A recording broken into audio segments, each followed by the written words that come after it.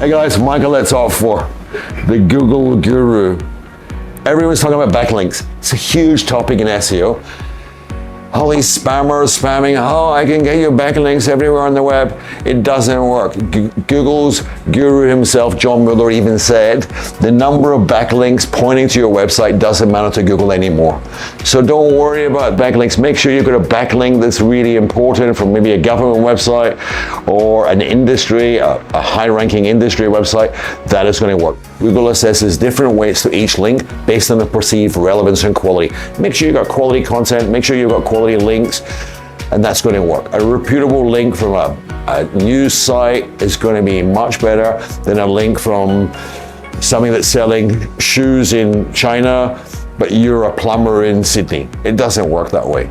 Forget all the spammy offers, create content so good that other websites naturally want to link to you and refer to you. Hey, if you're looking for a bathroom renovation or bathroom products, go to the Blue Space in Sydney. That's the best one. And that's on forums and Reddit and all that stuff's happening now.